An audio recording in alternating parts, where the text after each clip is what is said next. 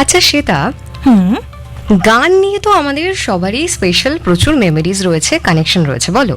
একদমই তাই। গান ভালোবাসে না এমন লোক বোধহয় দিনের বেলা টর্চ দিয়ে খুঁজলেও পাওয়া যাবে না, তাই না সুপর্ণা বলো? একদমই বলেছো। একটা সুর যদি কানে আসে আর মন ছুঁয়ে যায় তাহলে তো আর কথাই নেই। হ্যাঁ, আর কত রকমের গান, বৃষ্টির গান, পুজোর গান, প্রেমের গান, মন খারাপের গান, মন ভালোর গানই নানান ধরনের গানের কিন্তু মুড রয়েছে। আর সেই নানান মুড থেকে আজকে একটা স্পেশাল মুড আমরা চুজ করেছি গুনগুনিয়ে আড্ডায় বন্ধুদের শোনাবো বলে। তাই আর শ্রীবর্ণা, শ্রোতা বন্ধুদের জানিয়ে রাখি আজকে আমরা কি শোনাবো ভাবছেন, তাই তো? হরেক মজার গান। মানে প্রচুর মজা হবে, শুনলেই মনটা একেবারে নেচে উঠবে, টিং টিং টিং এরকম কিছু একটা হবে। আর সেই সঙ্গে মজার গল্পও থাকবে। আর সেখানে কিশোর কুমারের গল্প থাকবে না, জ্ঞানপ্রকাশ ঘোষের কথা থাকবে না, এরকম তো হয় না। হ্যাঁ হ্যাঁ, মান্না দেও অবশ্যই থাকবেন, আর নতুন কিছু ব্যান্ডের গানও থাকবে, যেই মজার গানগুলো না শুনলে মন কিন্তু ভালো হয় না।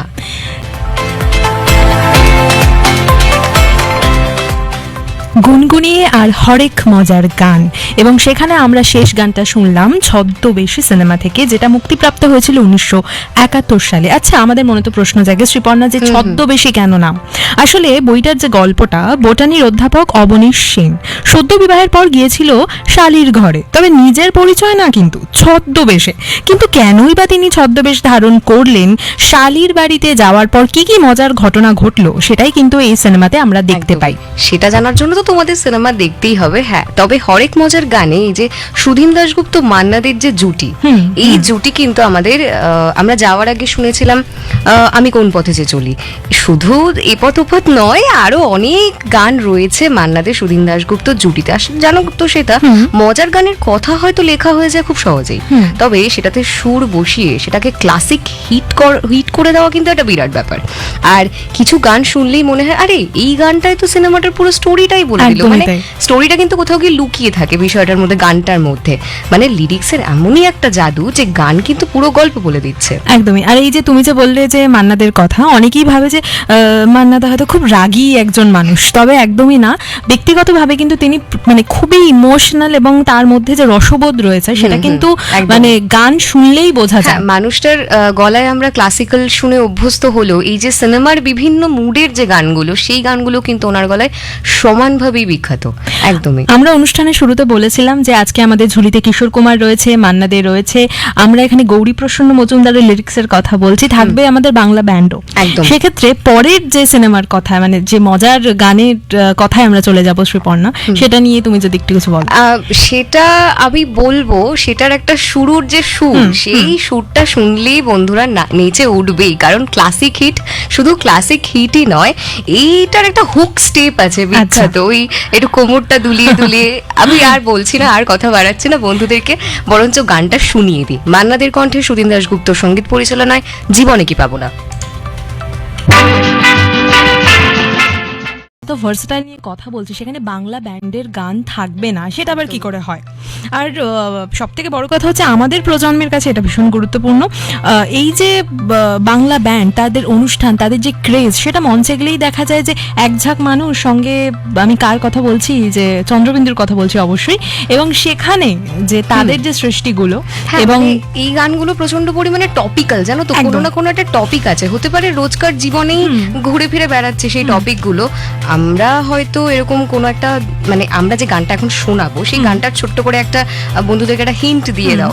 গানটা আমরা বলবো না কি গান শোনাচ্ছি, খেয়াল করে বন্ধুরা দেখবে যে কোনো একটা টপিক নিয়ে কথা হচ্ছে, কোনো একজন মানুষ, তাকে হয়তো আমরা একটু বলি যে আরে এই লোকটা কেমন জানো না, একটু পাগলাটে গোছের, একটু খ্যাপাটে গোছের, আপন খেয়ালে থাকে। আর সেই আপন খেয়ালে থাকা লোকগুলোর জন্যই বোধহয় চন্দ্রবিন্দু ব্যান্ডে এরকম একটা গান লেখা হয়েছে। আর এরকম গান কিন্তু লেখা, যতই আমরা বলি না কেন ননসেন্স বা মজার গান, লিরিক্যাল গান লেখা ইজি, ওই তো লিখে দিলেই হলো। কিন্তু এই যে রোজকার জীবন থেকে খুঁজে পেতে শব্দগুলো বেছে এনে লেখা, ভাবো না একটা গান শুনছি আর সেই গানটা শুনে আরে বাস এই গানটা এরকম তো কি করে হলো?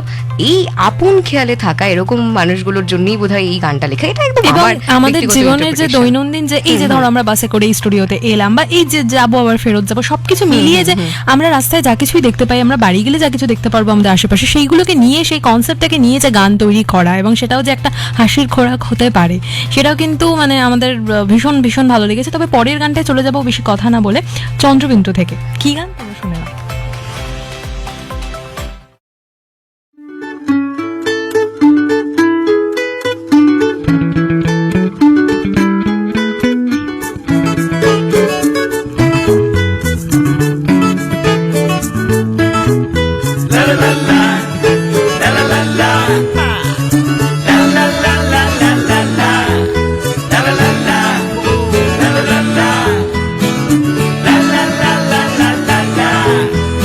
कंडक्टर बस भाड़ा चाय ना।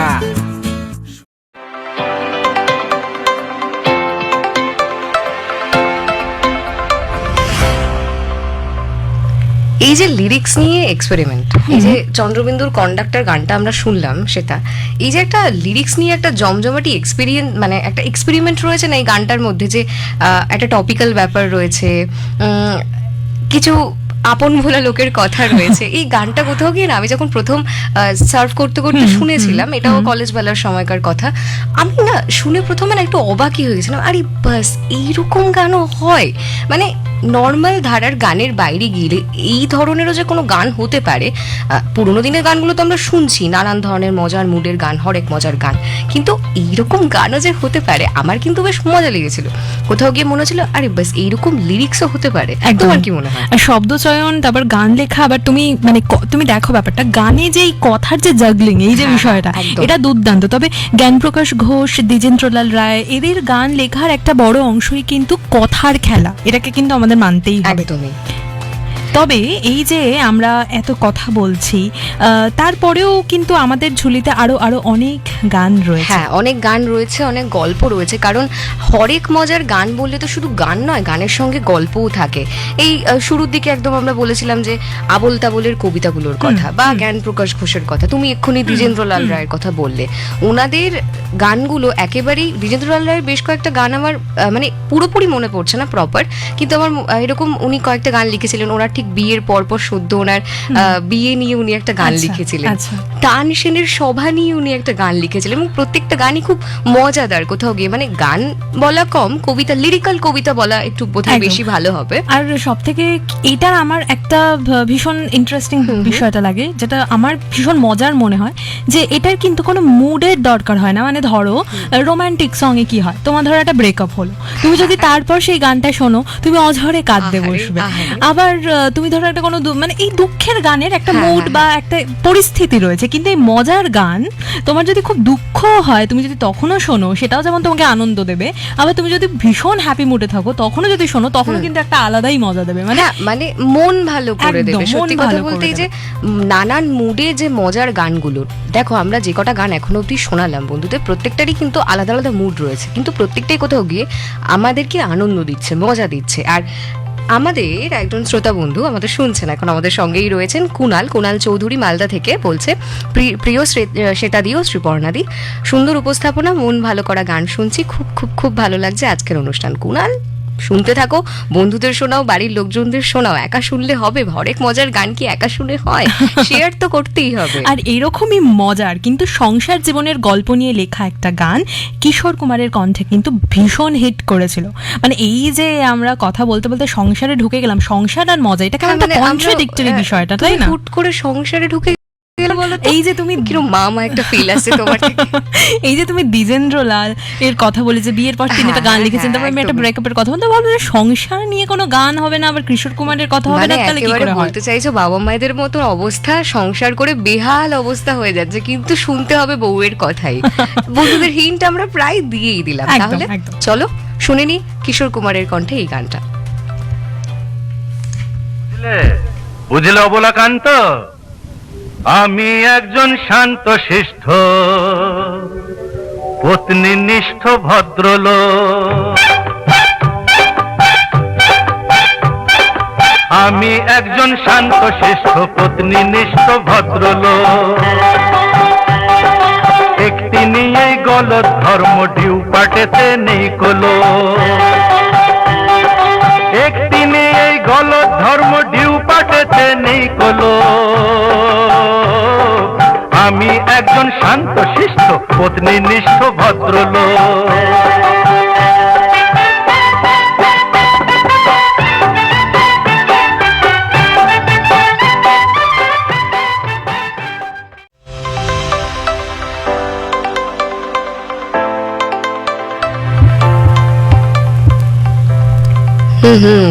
এই যে বইটার যে কনসেপ্টটা এটা কিন্তু ভারী মজার। তবে এই ছবিটাতে যিনি সুর দিয়েছেন মিউজিক ডিরেক্টর, তিনি আমাদের সকলের প্রিয় বাপি লাহিড়ী।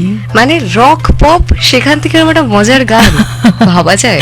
একদমই। আর এই যে বিয়ে করলে যে মানুষ, মানে স্পেশালি এই পুরুষ মানুষ যে ভীষণ ভদ্র হয়ে যায়, হ্যাঁ সে তো বাধ্য হয়ে যায়। আমাদের বাবা মায়েদের দিকে বুঝতেই পারছি সেই বিষয়টা একেবারেই। এবং এই যে বলছে যে বেলতলা মার ন্যাড়া কভার যায়, তবে একবারই যায়, বারবার কেউ যায় না। হ্যাঁ আমরা অবিবাহিত, এখন আমরা আইবুড়ো, আমরা বিষয়টা বুঝতে পারছি না, কিন্তু আমার মনে হয় এই যে ওগবতী সুন্দরীর এই মানে এই সিনেমার যে এই যে গানটা, এই গানটা রীতিমতো আমরা যারা আইবুড়ো তাদের জন্য একটা ওয়ার্নিং বলা যায়। একদমই। তবে তুমি এই গানটা চলাকালীন একটা খুব মজার মানে এই স্টোরিটা নিয়ে কথা বলছিলে, যে এখানে যে অবলাকান্ত সন্তোষ দত্তের যে চরিত্রটা, সেটা ভীষণ মানে খুব মজার, খুবই মজাদার ক্যারেক্টার। এই যে বিষয়টা, মানে আমি সিনেমাটা খুব ছোটবেলায় বাবার সঙ্গে একবার দেখেছিলাম, আমার খুব আবছা আবছা মনে আছে, কিন্তু সন্তোষ দত্তর ক্যারেক্টারটা কিন্তু কোথাও গিয়ে আমার মাথায় একদম প্রপার গেঁথে গেছে বলতে পারো। এবং এই সিনেমাতে যে সাবিত্রীকে কিভাবে ভদ্র সমাজে মানে তৈরি করতে হয় সেটা কিন্তু খুব ভালোভাবে ফুটিয়ে তুলেছিল। একদমই। তবে মানে এই গানটা শুনলে কি মনে হয় জানো তো, সংসারটা একটু করতে হবে, কিন্তু ওই আর কি বেরিয়েছে। দেখা যাক। তবে ওই যে শ্রীপর্ণা যেটা বলছিল যে আজকে আমরা এতজনদের নিয়ে কথা বললাম, বাপি লাহিড়ীকেও নিয়েও শেষে কথা বললাম। মানে বাপি লাহিড়ীও চলে এলেন, কারণ আসার কথাই ছিল। আমরা ঠিকই করে রেখেছিলাম যে আজকে শুধু গায়ক নয়, হরেক মজার গান মানি যে গায়ক সেটা নয়, গায়কের সঙ্গে সঙ্গে মানে একটা গান তৈরি হওয়ার পেছনে যে সুরকার, গীতিকার, তাদেরও যে একটা এফেক্ট থাকে, এবং সঙ্গীত পরিচালক সর্বোপরি, সেখানে সুদিন দাশগুপ্ত, হেমন্ত মুখোপাধ্যায়, বাপি লাহিড়ী, গৌরী প্রসন্ন মজুমদার, নচিকেতা ঘোষ, বারবার করে এদের কথা কিন্তু ঘুরে ফিরে আসছে। তো এইখানে আমার এই যে গৌরী প্রসন্ন মজুমদার বললাম, সেটা আমার মনে হচ্ছে না পরের গানটা আমরা রেখেছি। হ্যাঁ একদমই একদম এরকমই একটা গান আমরা ঠিক পরেই তোমাদের শোনাবো বন্ধুদের, যে গানের কথা লিখেছেন গৌরী প্রসন্ন মজুমদার আর সঙ্গীত পরিচালক। সিনেমাটা যেটা সিনেমাটা বোধহয় মৌচাকের কথা তুমি একদম মৌচাকের কথা বলছি, সঙ্গীত পরিচালক নচিকেতা ঘোষ। একদম একদম। এবং নচিকেতা ঘোষকে নিয়ে একটা কথা বলার আছে, তবুও আমরা চাই যে তোমরা আগে গানটা শোনো, তারপর সে নিয়ে কথা বলবো। বেশ, মানে সেটা একটা কি বলে ওই সারপ্রাইজ রেখে ফিরে আসছে। হ্যাঁ তাহলে চলো শুনিনি খুব আমাদের একটা পছন্দের গান, পাগলা গারুদ কোথায় আছে, মান্না দে এবং আশা ভোসলের কণ্ঠে। পাগলা গারদ কোথায় আছে নেই বুঝি তার জানা, ঘোড়ার কি ডিম হয় সেই ডিমের কি হয় ছানা, ঘোড়ার ডিমে না হোক ছানা, ছোট্ট ছানা বড়া, পুরুষ নারীর কোনো দিনও নেই তো বোঝা পড়া। পাগলা গারদ কোথায় আছে নেই কি তোমার জানা, পাগলা গারদ কোথায় আছে নেই কি তোমার জানা।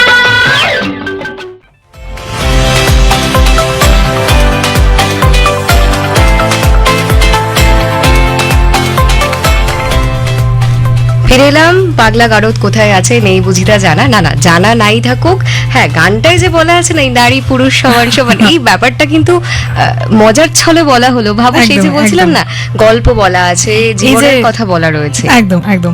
তবে এই যে গানের যে মিউজিক করেছে নচিকেতা ঘোষ, আমরা জানি যে গৌরী প্রসন্ন মজুমদারের লেখা মৌচাক মুভি থেকে 1974-এ রিলিজ করেছিল।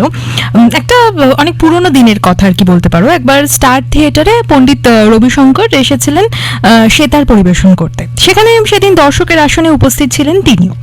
অনুষ্ঠান শুরু হলো মোটামুটি সন্ধ্যা থেকে এবং রাত অবধি সেই অনুষ্ঠান চলল। অনুষ্ঠান শেষ হওয়ার কিছু আগেই হঠাৎ তিনি উঠে পড়লেন। উঠে পড়ে বাড়ির দিকে রওনা দিলেন এবং অনুষ্ঠান চলতে চলতেই বানিয়ে ফেললেন একটা দুর্দান্ত সুর, এবং তার যাতে কোনো রকম ডিস্টারবেন্স আশেপাশ থেকে না আসে, দু কানে তিনি আঙ্গুল দিয়ে মোটামুটি সেই সুরের ব্যাপারে ভাবতে লাগলেন। সঙ্গে সঙ্গে বাড়ি চলে গেলেন। বাড়ি চলে গিয়ে তিনি ফোনটা লাগালেন। ফোনটা লাগিয়ে তিনি বললেন যে মানে কাকে ফোন করলেন? ফোনকে এই যে ফোনটা কাকে এইটাই করলেন? এটাই তো মানে তিনি তুমি একটা ফোন story করলেন বলছো, আমার গৌরী কিন্তু বেশ curiosity হ্যাঁ একদম হচ্ছে। গৌরী প্রসন্ন মজুমদারকে ফোন করলেন, করে বললেন যে তুমি এক্ষুনি চলে আসো রাত্রিবেলা বাসটা ধরে। বলছে রাত্রিবেলা তো বাস চলে না, এখন বন্ধ, আমি ভোরবেলা প্রথম বাসে তোমার বাড়ি যাব। বললো ঠিক আছে। এইভাবেই কিন্তু পরের দিন গৌরী প্রসন্ন মজুমদার তার বাড়িতে পৌঁছালেন, তার বাড়িতে মানে নচিকেতা ঘোষের বাড়িতে পৌঁছালেন, এবং বেশ। তারপর সেদিনকে ধন্যী মেয়ে সিনেমার গান তৈরি হলো। তারপরেই কিন্তু এই যে মৌচাকের যে গানটা আমরা এখনই শুনলাম, সেটা কিন্তু প্রথমে সিনেমায় ছিল না, আচ্ছা। পরের দিকে ওটাকে ইনক্লুড করা হয়, এবং তারপরেই কিন্তু আমাদের বিভিন্ন গানে তিনি আমাদের মুগ্ধ করেছেন। এবং সেই নচিকেতা ঘোষের কথা আমরা তো মানে আমাদের এই প্রজন্ম কেন, পরের প্রজন্মও হয়তো এই গানগুলো হ্যাঁ, শুনে আমাদের তাকে মনে বাবা করবে। মায়েদের প্রজন্মের মানুষরা তো ওনাদের নাম বলতে প্রায় অজ্ঞান বলতে পারো।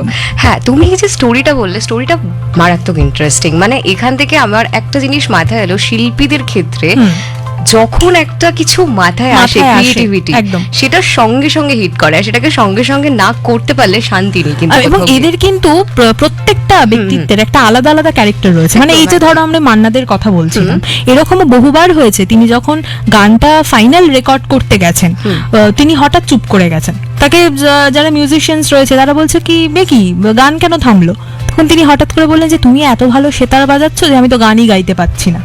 মানে এই মানে যে একজন শিল্পী আরেকজন শিল্পীর শিল্পীকে কদর করছে, এই কদর কদর করছে। করার ব্যাপারটাও কিন্তু খুব অ্যামেজিং। এবং দেখো কোনো একটা জিনিস চলতে চলতে যদি কেউ হঠাৎ করে থেমে যায়, তখন আমাদের মনে হয় কি ফার্স্ট কিছু হয়তো নেগেটিভিটিটা, ভুল হচ্ছে, কোনো হয়তো হ্যাঁ, ভুল হ্যাঁ। হচ্ছে, কোনো একটা বা কিছু ত্রুটি, হয়তো গন্ডগোল মানে হয়ে তিনি গেল। এতটাই মুগ্ধ এবং তিনি এতটাই রসিক প্রকৃতির ছিলেন মান্নাদে, তিনি এরকম মজা চলো অনেক কিছু করতেন। এবং আমরা যে সুধীন দাশগুপ্তর কথা বলছিলাম, তিনি শুধুমাত্র এই যে তুমি বললে তিনি মাল্টি ট্যালেন্টেড, হ্যাঁ, তিনি কিন্তু all-rounder। মানে এতগুলো ইনস্ট্রুমেন্ট বাজাতে পারতেন। এবং তুমি শুনলে অবাক হবে, তিনি প্রথম দিকে বাংলা জানতেন না, কিন্তু বাংলায় তিনি সুর বাপরে। করেছেন, বাংলা লিখেছেন। তুমি এত পড়াশোনা করে এসেছো, আমি জানলে আমি একটু না না না, পড়াশোনা এটা করে একদমই আসতাম। না। মানে এই যে সুধীন দাশগুপ্তের কথা বললে, আমি হ্যাঁ, শুনেছি তিনি নাকি বাংলা টিচার রেখে বাংলা শিখেছিলেন, ওরে কারণ তিনি দার্জিলিং এ বড় হয়েছেন, সেখানকার বেশ। স্কুলে একটা সাহেবী পরিবেশে বড় হ্যাঁ। হয়েছিল। তো মানে এদের কথা বলতে গেলে কিন্তু আমরা তাহলে অনেক কিছু শিখতে ভাবো, পারি। ওনার মাথা থেকে এই ধরনের সুর, কথা, মানে মিউজিক ডিরেকশন বেরিয়েছে যে গানগুলো ক্লাসিক হিট, আবার একই সঙ্গে কিন্তু মজার গান, হ্যাপি মুডের গান হিসেবেও কিন্তু একদম, পরিচিত। আর তার সঙ্গে হ্যাপি মুডের গানগুলো কিন্তু কোথাও গিয়ে, এই যে একটু আগে বলছিলাম বন্ধুদের, তোমাকে বলছিলাম যে জীবনের কথা বলে কোথাও গিয়ে। আরেকটা মজার ব্যাপার, এই যে পাগলা গারদ কোথায় আছে, এই যে গানটা শুনলাম, এই গানটা শুনতে শুনতে আমার একটা অবজারভেশন আমার মনে হলো যে পাগলা গারদ কোথায় আছে, নেই বুঝিতা জানা, ঘোড়ার কি ডিম হয় জানা। মানে তুমি খেয়াল করে দেখো যে কথার একটা অ্যালিটারেশন আছে, একটা হ্যাঁ, ছন্দ হ্যাঁ, আছে, হ্যাঁ।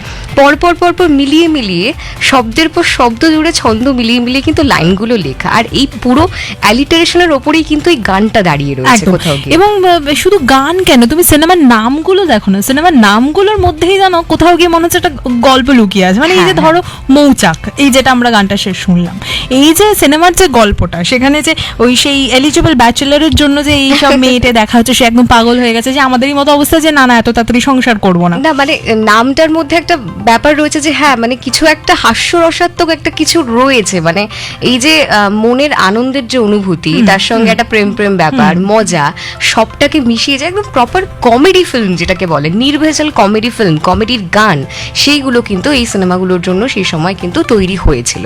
একদমই তাই। এবং আজকে তো রবিবার, রবিবার মানে অনেকেরই আজকে ছুটি, আর এখন তো অনেকেরই ওয়ার্ক ফ্রম হোম, এবং যারা বাড়িতে রয়েছেন, যারা ধরুন গৃহিণী, যারা, তাদের ক্ষেত্রে এই গানগুলো কিন্তু তাদের মধ্যে একটা এন্থু যোগায়, যে না না না না চলো চলো কাজ করতে হবে, মোটিভেশন একটা একদম। আর ধরো যারা বাইরে ঘুরছে, বন্ধুদের সঙ্গে বসে আড্ডা দিচ্ছে, তারা হয়তো আমাদের শুনছে এখন। আমার মনে হয় যে আমি তুমি একসঙ্গে আজকে শো করছি হরেক মজার গান নিয়ে, একা একা এত মজা আনন্দ হয় না, বন্ধুকে সঙ্গে নিলেই কিন্তু ডাবল আনন্দ। একদমই। তবে এই যে আমরা এতগুলো সিনেমার কথা বললাম, আরেকটা সিনেমা বাদ গেলে কিন্তু মানে বড্ড দুঃখ লাগবে, সেটা হচ্ছে বসন্ত বিলাপ। হ্যাঁ একদম। কারণ মানে এই যে ঝগড়া থেকে শুরু হয়েছিল যে এখানে সবকিছু, হ্যাঁ, হ্যাঁ, ঝগড়া থেকে শুরু হয়ে তারপর বন্ধুত্ব, তারপর প্রেম। হ্যাঁ একদমই।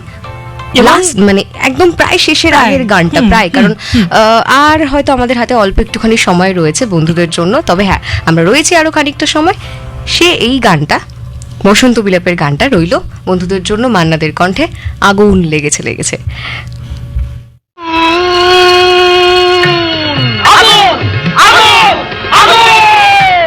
লেগেছে লেগেছে লেগেছে লেগেছে লেগেছে লেগেছে আগুন।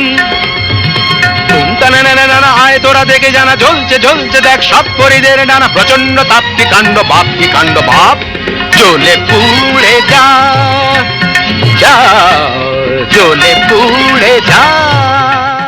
ছেলেদের হস্টেল, একদিকে মেয়েদের মেয়েদের হস্টেল এবং প্রথমে একটা ঝগড়া। আর ওই যে নিত্য নৈমিত্তিক যে ঘটনাগুলো হচ্ছিল, ওরা যে প্র্যাঙ্ক করছিল দুজনের একদম, সাথে, proper। এইটা কিন্তু ভীষণ একটা কমেডি একটা ব্যাপার ছিল। হ্যাঁ, এবং মানে এদিকে একটা ছেলেদের দল, তিনজন মাথা, এদিকে একটা মেয়েদের দল, তাদের মধ্যে মাথা, এদিকে সৌমিত্র চট্টোপাধ্যায়, এদিকে অপর্ণা সেন, মানে একটা হুলুস্থুল কাণ্ড বলা যায়। তবে এই যে ঝগড়া দিয়ে শুরু হলো, কিন্তু তারপর যে শেষটা ঝগড়া থেকে মানে প্রেমে পরিণত হলো, একদম। সেটা কিন্তু মানে প্রতিবাদ মিষ্টি, থেকে প্রেম খুব বলতে পারো, মিষ্টি, খুব খুব মিষ্টি। মিষ্টি। মানে তিনটে মেয়ে তিনটে ছেলের প্রেমে পড়ে। একদমই একদমই সেইখানে গিয়ে বসন্ত বিলাপ শেষ হয়। এবার আমাদেরকেও আজকে মোটামুটি র্যাপ আপ করতে হবে, কারণ সময় খুব কম আমাদের হাতে। একটা শেষ গান তোমাদের জন্য রয়েছে আজকে হরেক মজার গানের এপিসোডে গুনগুনিয়েতে। তবে আজকে যে শোনালাম এত কিছু, তোমাদের একটু ছোট্ট করে একটা র্যাপ আপ করে দিই তোমাদের জন্য, কি বলো একদম, সেটা? একদম। এই যে নানান সিনেমা থেকে, সেখানে আমরা আজকে কিশোর কুমারের গান শুনলাম, মান্নাদের গান শুনলাম, খুব স্পেসিফিক্যালি বলতে গেলে এমন কিছু মিউজিক ডিরেক্টরদের ডিরেকশনের গানগুলো আমরা শুনলাম। সেখানে হেমন্ত মুখোপাধ্যায় ছিলেন, সুধীন দাশগুপ্ত ছিলেন, বাপ্পি লাহিড়ী ছিলেন, নচিকেতা ঘোষ ছিলেন। মানে ভাবা যায় এই যে একটা ভার্সিটাইলিটির রেঞ্জ, মানে একেবারে জিরো থেকে শুরু করে ইনফিনিটি, এই যে জিরো থেকে শুরু করে ইনফিনিটির মধ্যে কিন্তু কোথাও গিয়ে গান আমাদেরকে ভালো রাখে বরাবর, কি তাই তো? একদম একদম, গান তো আমাদের ভালো রাখে। তবে এটার পেছনে কিন্তু অনেক বড় একটা বৈজ্ঞানিক ব্যাখ্যা রয়েছে, কারণ এইটা কিন্তু আমাদের ব্রেনের জন্য একটা বিরাট বড় একদম, এক্সারসাইজ। মানে- কারণ যে হরমোনটা আমাদের রক্ত সঞ্চালন বা এই যে আমাদের দুঃখ, হাসি, মজা, এই ব্যাপারটার মধ্যে যে সামঞ্জস্য রাখে, সেই হরমোনটাকে কিন্তু এই যে গানের যে মুডগুলো, সেটা কিন্তু ভীষণভাবে মানে হেল্প ওই করে। একটা তাত্ত্বিক ব্যাপার। উফ, তুমি না এত পড়াশোনা করো না বেশি, সত্যি বাবা। আজকে মজা করছি, খালি খালি টিচার একটা ব্যাপার। আচ্ছা ঠিক আছে, সেটাকে আর আমি বকাবকি করবো না। তারপর দেখা গেল স্টুডিও থেকে বাইরে বেরিয়ে আমাদের মানে ও ঝগড়া হয়ে মোটামুটি গেল। কিন্তু আগুন লাগিয়ে দিয়েছে প্রথম থেকে, শ্রীপর্ণা আগুন লাগিয়ে দিয়েছে। আমি ওই মাঝে মাঝে জল ঢালার চেষ্টা না করছি। না না, আচ্ছা আজকে আর বেশি সময় নেই। এইবার আমাদেরকে টাটা বলতে হবে, টাটা তোমাদেরকে বলতে হবে। তবে যেটা বলার, যে ওই যে মনে পড়ে যে স্টেশন একজন ওয়েট করছে এবং প্রেমিক বলছে যে একটু তাড়াতাড়ি চলো, তাড়াতাড়ি টানো, মানে হ্যাঁ, সেই কি যে টানবে? বিষয়টা কি টানবেটা টানবে কি? সেই, যাই হোক, যেটা টানবে সেটা নিয়ে তো গান তোমাদের জন্য রইলো, শেষ গানটা। আর আজকের গুনগুনির আড্ডা নিয়ে তোমাদের সঙ্গে ছিলাম এতক্ষণ আমি শ্রীপর্ণা, আর আমার সঙ্গে সেটা আজকের মতো তোমাদেরকে টাটা বলতে হবে। তবে তোমরা সঙ্গে থেকো, শুনতে থেকো যুববাণী, আর সবাই খুব ভালো থেকো। যেতে যেতে রইলো লাস্ট গানটা তোমাদের জন্য। অবশ্যই ব্যান্ডের নাম কিন্তু চন্দ্রবিন্দু।